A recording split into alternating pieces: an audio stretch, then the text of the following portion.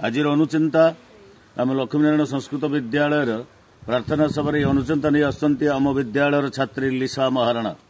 अपि स्वर्णमयी लंका नमे लक्ष्मण रोचते जननी जन्मभूमिश्च स्वर्गादपि गरीयसी। धन्यवाद।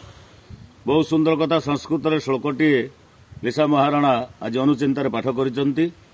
से संस्कृत श्लोकर अर्थ होची अपि स्वर्णमयी लंका लक्ष्मण मे न रोचते।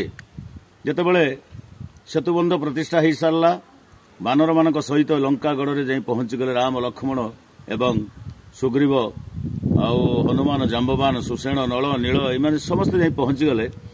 लक्ष्मण किंतु रावणर जो स्वर्णमय सुंदर अनेक धातु खचित से परिवेष्टनी होता लंकागढ़ चतुर्पार्श्वर प्राचीर को देखी लक्ष्मण आज विमोहित हो जाउछि।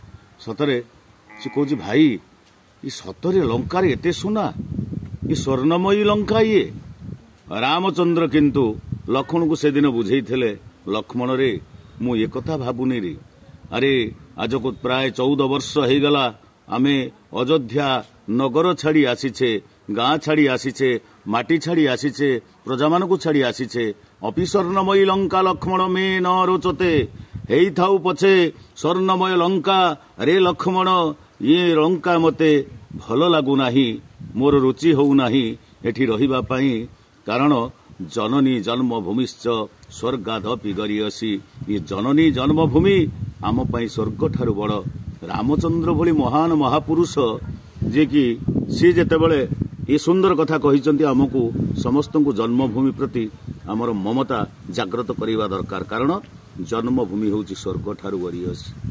आम गाँ आम माटी आम पानी आम पवन आम गाँर दादा खुड़ी बापा बो मामू माई भाई भौणी ये जो भाईचारा ये जो संपर्क आम गाँर तोटा आम गाँर नई नाल पोखरी आम गाँर रास्ता आम गाँर कुआर पुनी जह्न आम गाँर झोटी चिता आम गाँर माण ओषा सतरे मन पकईले समस्त को विमोहित करे।